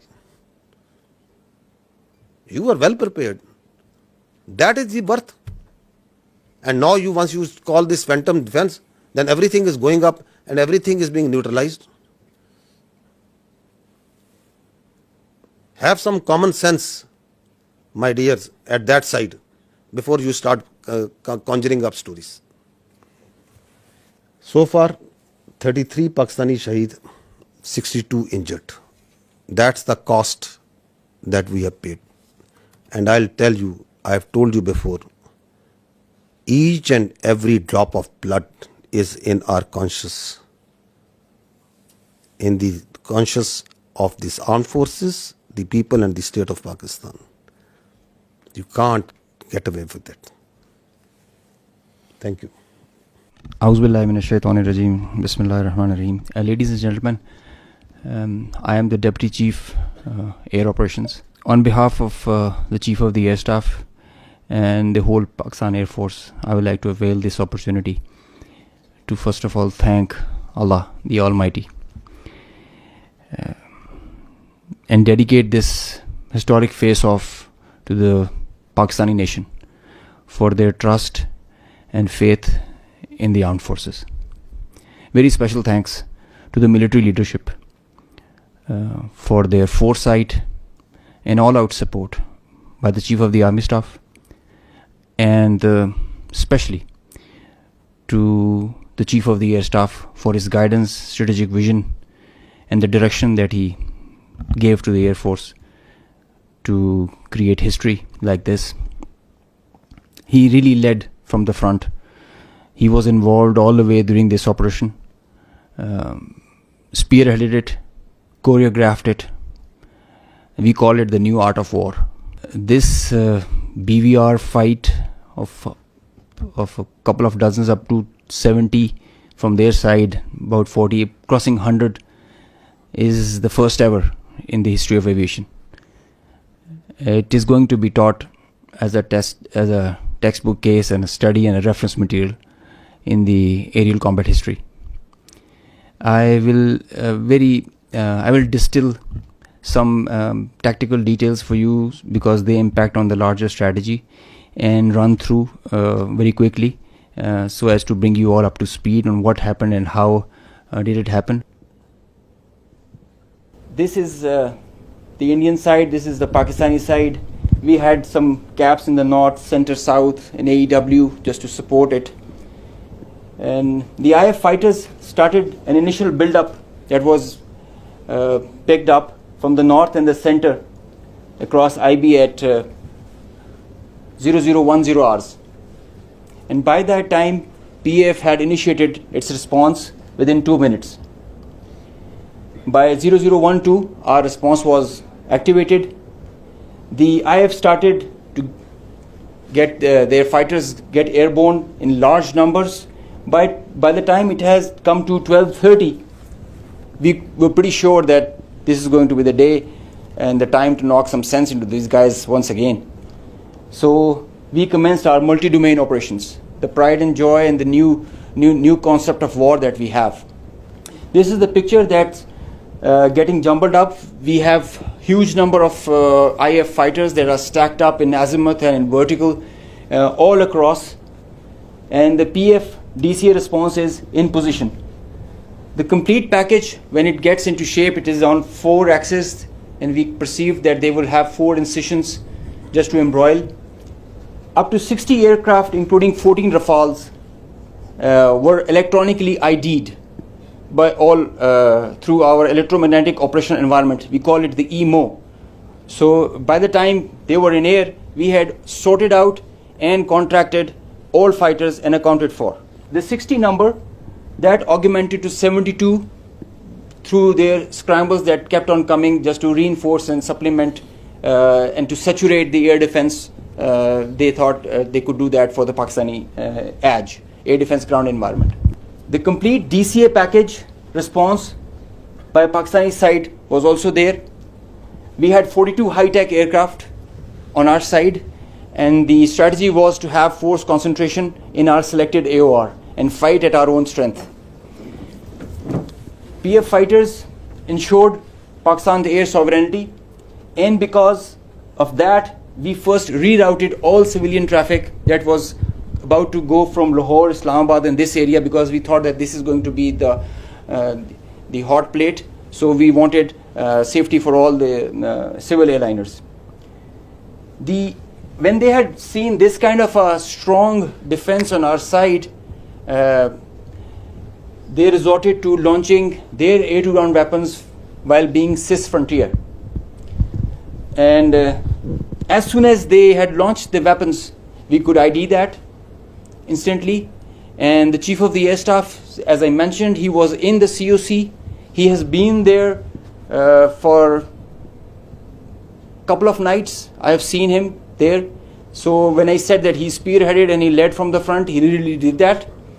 And he changed the contract. We were given the rules of engagement first to deter. And as soon as this thing happened, we changed our rules of the game in the air. From deter to assure kill, deny own loss. PF strategy changed. We had a plan. We thought that Indians, the last time they said that they would have Rafales and they could have created any difference. So we targeted their center of gravity and the Rafales. That's why you see good numbers for that. We would have had more numbers, but we showed restraint. Ladies and gentlemen, the thing about this whole play time was this thing lasted for more than an hour. With so many large number of aircraft, so many large number of aircraft on both sides, with so many grinds, and the flow of the BVR, the modern warfare has changed so much that the long stick, the employment is if you don't shoot, you get shot. So that is why the art was to employ them optimally, and that was a big challenge for us. That is why I say that it has never happened before. These are the locations with the range bearing electronic ID that we think that we are sure that we have shot. A MiG-29 was shot 8 miles from LOC, bearing 24320 nautical miles from Srinagar. A Su-30 was shot 192 19 miles, 25 miles from LOC. We have the exact details because you cannot, in the modern battlefield, you cannot conjure up things out of imagination. You have an electronic ID. The aircraft gets picked up by his data link. As soon as you put on your radar, you show yourself, and nobody can hide, nobody can deny that. A Rafale was shot 54 miles from LOC in Srinagar. So you can have all these details. We have exact range bearings because and when you employ your weapon, you know exactly when the missile is getting active, when it is getting and the blip is disappearing, which is verified as you get down for the debrief. So none of the claims have any fat in them. So they are pretty clear, pretty concise, pretty accurate. And I have a audio from a Rafale formation that I will share. The call sign is Godzilla.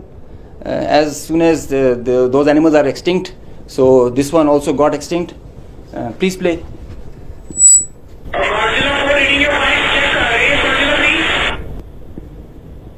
So he's asking whereabouts of his formation member.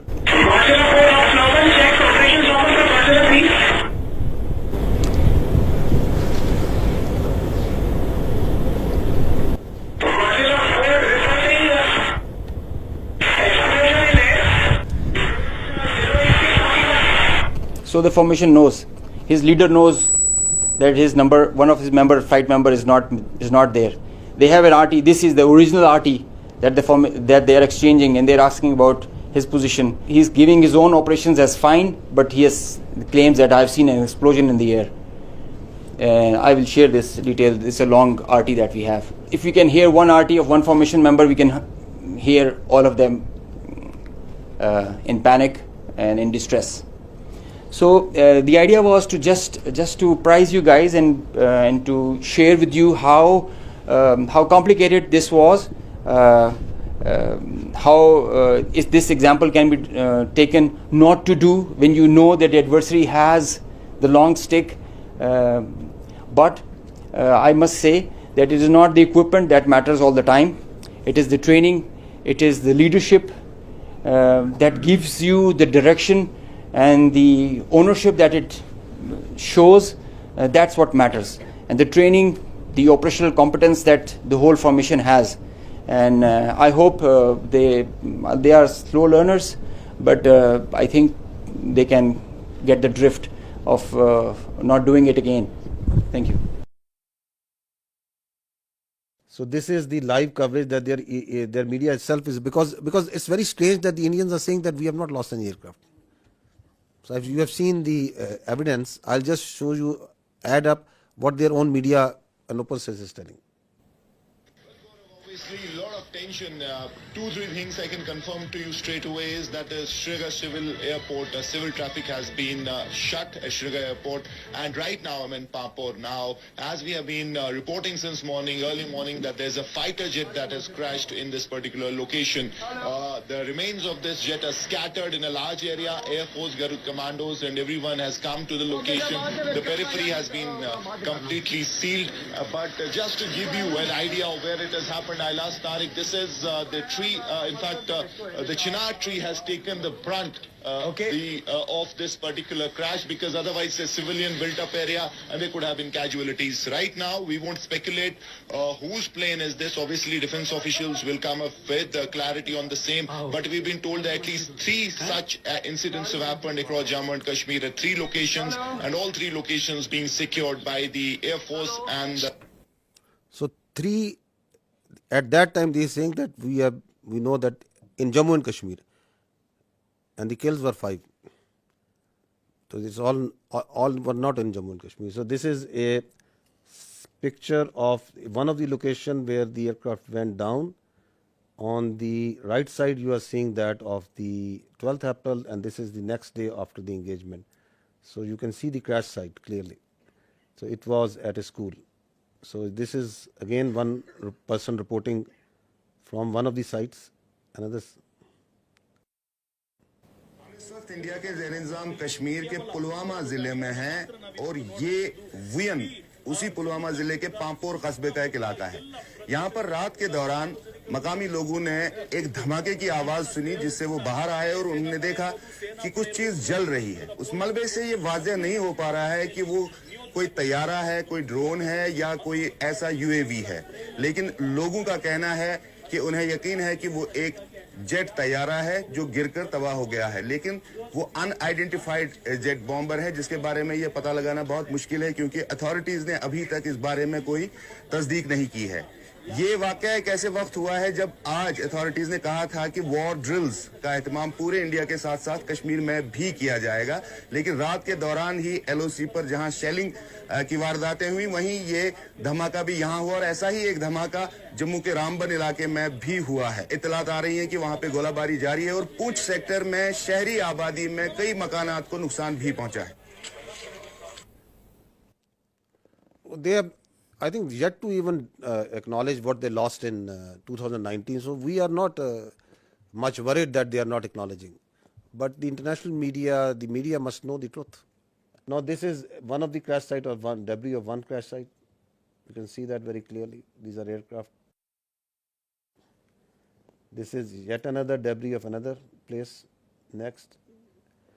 So this is, you can see the tail number of one of the Rafale.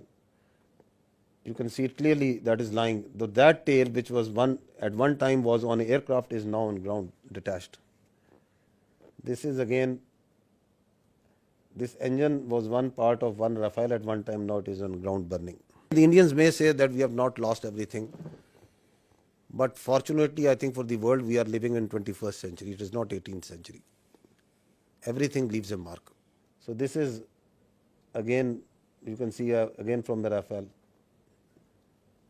And that is lying on ground. Indian soldiers killed. The information minister said about 40 to 50 earlier this week. The defence minister has told us about 25.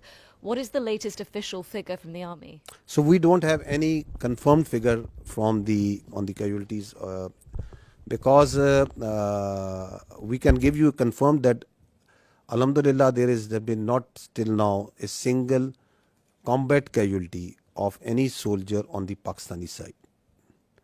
There are injuries, but not any shahadat on our side.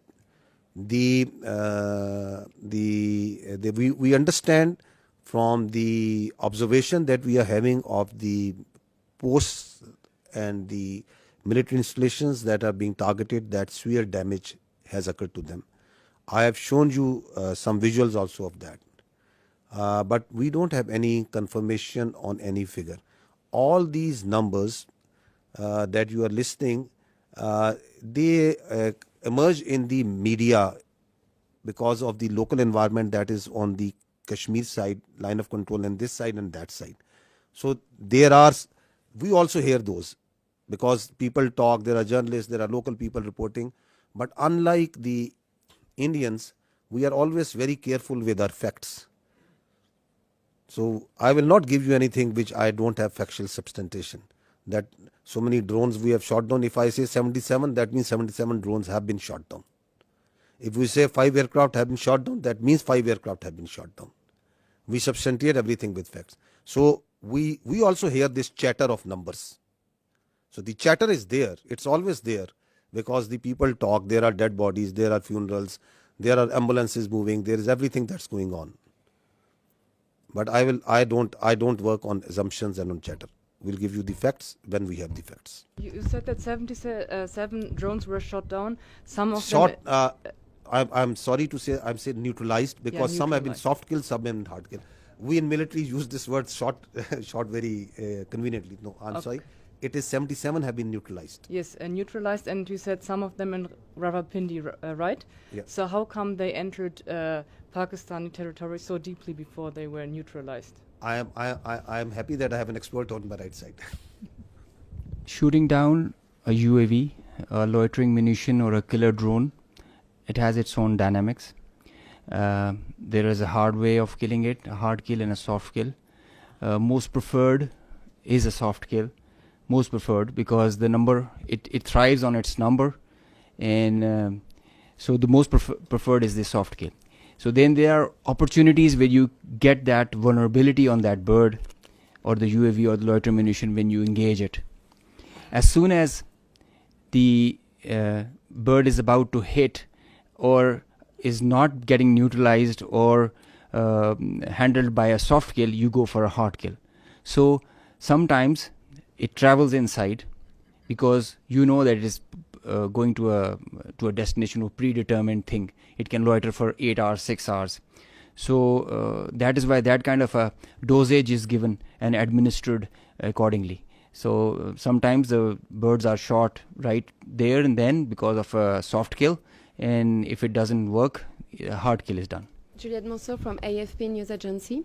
I wanted to know if there have been any direct talk between India and Pakistan yet, and if it's not direct, indirect talk, and if yes, through which country? So I can confirm you that I heard some news about direct communication between the Indian NSA and Pakistan NSA. No such communication has been made.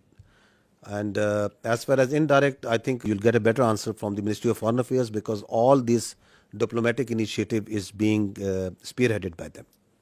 Xinhua News Agency. According to WAFDA yesterday, that the Netlem hydroport project has been shut down due to the missile attack, as you are also shown some footage. Can you verify the news that it has been shut down, and what is the status right now? So regarding of that, we know that in Pakistan there are still a lot of civil facilities such as the hydropower dam and power plants. Are there any strengthened measures such like anti-missile system taken to prevent such a attack happen again? This is my first question. Coming to the second part, I'll not go into the specific details, obviously because of operational reasons, that what air defense measures or anti-aircraft measures have been taken around them. But we have a very robust layered tiered air defense system in Pakistan. And so I'll leave it to that. I'll not go into the details that which thing and how it is protected. Of course, the damage that you have seen and publicly we have released that damage. The concerned authorities have to take the corrective measures, and for which whatever, if they have to shut it down, it is their prerogative, and the Water and Power Development Authority and their concerned partners will take those. We know that in the transcript yesterday released from the Foreign Ministry about Deputy Prime Minister and Foreign Minister's briefing to Islamabad-based ambassador, they said that it was mentioned that South Asia is home of 1/5 of the world population, and it could ill afford irresponsible actions like the others carried out by India last night. We think the countries, the friendly countries in the neighborhood can do to help in this situation. To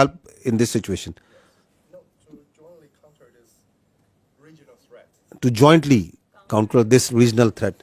I think the first thing is to put some sense into these people who have this hubristic mindset. The first and foremost thing is to tell them that don't externalize your internal problems and don't internalize your external problems.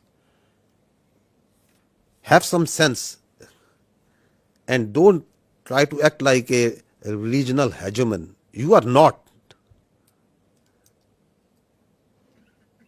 And respect the sovereignty and territorial integrity of the other states.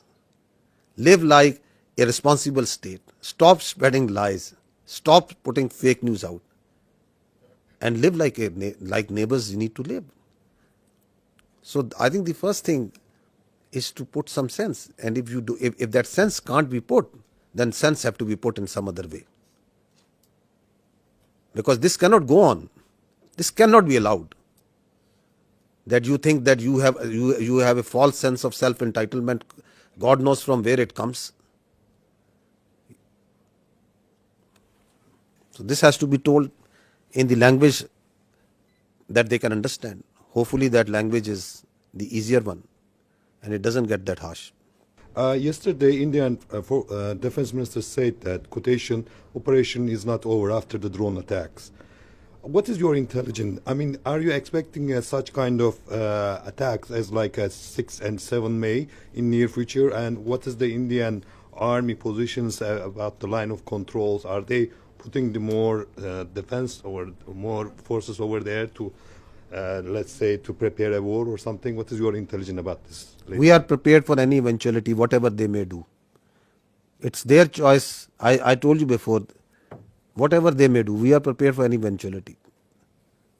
They want to continue it, fine. But what they have started, I'll tell you, we'll finish it. Sikandar Karmani from Channel 4 News in the UK. You talked extensively about the Pahalgam attack. I know Pakistan has called for an independent inquiry. Whilst that has not started, I wonder if the intelligence services in Pakistan have, of their own accord, begun any kind of investigation into whether indeed there were any links between, for example, Lashkar-e-Taiba and the incident in Pahalgam. Secondly, on the bigger picture, it seems from what you've been saying that Pakistan is planning a sizable response to India's actions rather than heading towards de-escalation. Can I confirm that assessment is fair? So first thing is that Pakistan has got nothing to do with Pahalgam incident. The state of Pakistan has got nothing to do with the Pahalgam incident. Has any investigation been carried out to ascertain that? So once I say, I think I'll say based on facts and evidence. With such a surety, I'm telling you that the state of Pakistan, naturally, I'll not say on the top of my head. It's because I know for a fact, based on the evidence, based on what we understand, based on what we have seen, that Pakistan has got nothing to do with Pahalgam incident. And that's why we say that if you think you have, then bring it forward and put it to some independent neutral commission. Because what we see, the way we have seen everything, we have got nothing to do with it. How have we come to that conclusion? Have we talked with this A, B, C, D, E, F? That's not something that needs to be shared right now. If we have that evidence, we will share it to that independent neutral commission, that how we have come to this conclusion. I know for a fact that Pakistan as a state abhors terrorism. We don't support any terrorist entity. We condemn terrorists and terrorism in all forms and manifestation in all over the world, everywhere. We are a victim of terrorism. We know that terrorists have no religion. They have no state. They are those inhuman people who think that they can impose their own view, their extremist perverted ideology on others by force. So we have no mercy, no connection, anything in common, the state of Pakistan, with terrorism. We are, in fact, as I said earlier, the last bulwark state. As a state, we are standing against terrorism. Just feel for yourself a country in which in a year thousands of people die at the hands of terrorism. Hundreds of billions of dollars are inflicted. We stay away as much as we can away from these extremist elements. We despise them. Those who think that they can impose their perverted ideology through bullet. Absolutely not. The state of Pakistan has got nothing to do with Pahalgam incident. Absolutely nothing. So what was the other question? The second part of the question was just saying that it seems from your tone and your words that Pakistan is planning a sizable response to India's aggression rather than heading towards de-escalation. Is that assessment correct? Who is escalating over here, my friend? Who has been escalating? Who is doing provocation after provocation and provocation? Who is it? They want to set a new norm that it's their convenience. Whenever they will feel, they will go cross border, they will go cross international. They are going to hit anywhere where they like. They are going to send drones inside Pakistan and they are going to harass the innocent citizens and the people of Pakistan. They can do terrorism here. You heard just now that I am here for years and we will be here for years and we are having this network from Lahore to Baluchistan. What do you think of Pakistan? That we will allow all this to happen? Once we say we have all the rights to do whatever to protect the honor, integrity and sovereignty of people of Pakistan. Whatever we have been doing so far is just protecting ourselves. And we have been doing it with lot of grace and alhamdulillah with lot of success. And we are rubbing their nose on every day, every hour, from wherever they are coming. Whether they are doing this shelling and this firing on line of control, they are getting a befitting response. Once they came in here, they got a befitting response. They sent in their drone, they are getting a befitting response. So at a time, place and method of our choosing, we will do whatever we will do. We are not beholden to anyone else but the people of Pakistan. Kamran Yusuf from TRT World. First, a little clarity. A couple of days back, Pakistan's Deputy Prime Minister told me in an interview and confirmed that there was a contact between Pakistani and the Indian National Security Advisor. And you were saying that there was no contact. Please clarify that. The Deputy Prime Minister said you there was a contact. If there is a contact between 1, 2, 3, 4 parties. So I'm telling you there was no direct contact between the Pakistani NSA and the Indian NSA. If one party is talking to someone and is talking to someone, that happens in diplomacy. That is a practice. That is something novel. But I can confirm you there was no direct contact. About the air defense of Pakistan, when you see the ingress routes for fighter jets and they are trying to avoid certain areas, this means that this air defense is pretty effective. They are following certain profiles of weapon delivery which are there meant to evade surface to air missiles. This means that they are effective. Both the countries have very effective air defense systems, the S-400 from their side and equally capable, if not more, from our side in the north and in the south. There are certain ways the high MADs and the low MADs are employed, certain ways where fighters are employed, and that's the way the air combat and the modern air combat is progressing. So Pakistan has a very effective air defense system.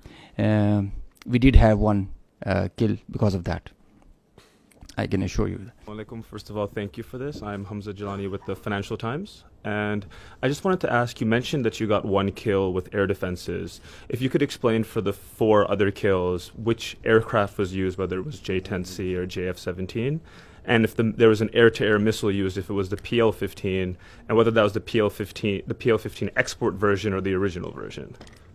If you could tell me in very non-technical terms about air defense system, what are the capabilities that Pakistan have when it comes to neutralizing surface to surface and air to surface missile systems? Air to surface? Yeah. Okay.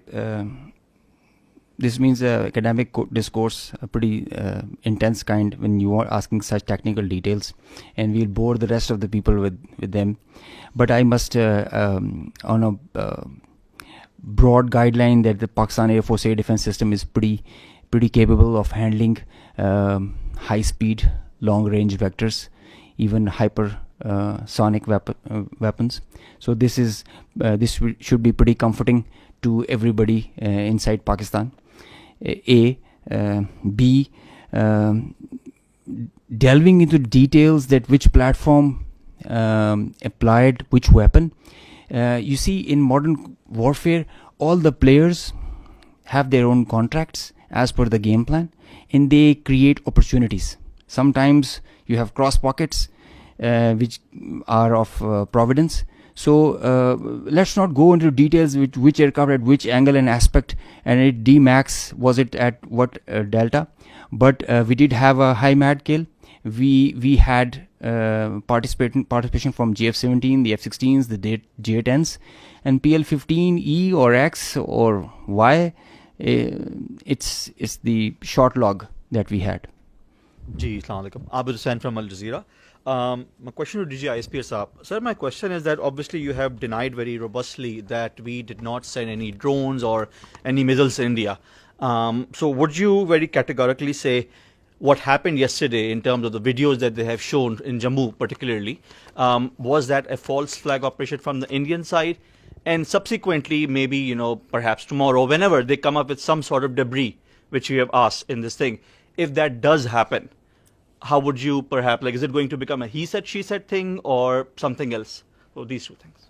If we had sent anything, it will leave a electronic signature, one. We have all the records of the airspace, that what goes there and what goes from here to there and what comes from there to here, and it's all timestamped. So we are pretty confident once we say that nothing went from here. And as far as they are concerned, we don't give much damn and credence to whatever they say. So whatever they are saying on Pahalgam, whatever they are saying about these mosques and places of worship where they say there are terror camps and there was some training, whatever they are saying about that Pakistan yesterday, the havoc that they had caused to Pakistan yesterday, how many aircraft they have taken it out, whatever they are saying that what we have launched over there.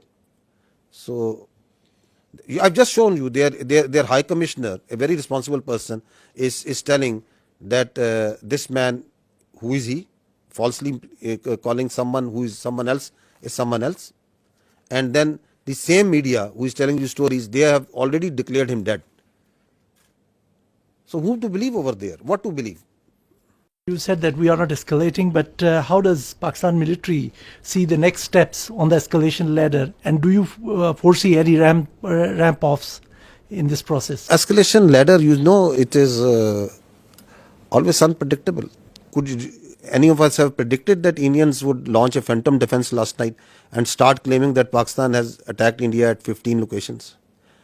Or you could have predicted about 2 days ago that after 2 days India would say that they have taken out the Karachi port and it's burning. With such a belligerent who can come out with any story, who has no morality, could you predict that they could go and they will try to knock out the one of the holiest places of Sikhs, who are part of the majority of whom live in India and they are their citizens, Nankana Sahib, that they would plan such a thing? Could you predict that they will themselves target their own citizens and their own places and do in Amritsar with missiles? Can you predict that? You are asking me to predict that how I am going to behave? You want all the rationality and all the logic and all the cold responses from Pakistan, and you think that they have all the room to play and whatever they won't like to do? Nobody can predict. Sarah Hassan from Voice of America. There is a fear among the public. Schools are closed, airports are partially operational, and as we also said that we will respond at our time. So do we think that we are still in the state of war? What do you think? What is this? Till the time the territorial integrity, sovereignty and honor of Pakistan requires that. If Pakistan's airspace, Pakistan's land, Pakistan's ADIZ and territorial waters, there's no compromise. There's no compromise. Pakistan's people, when they are threatened, their loss of life, loss of material,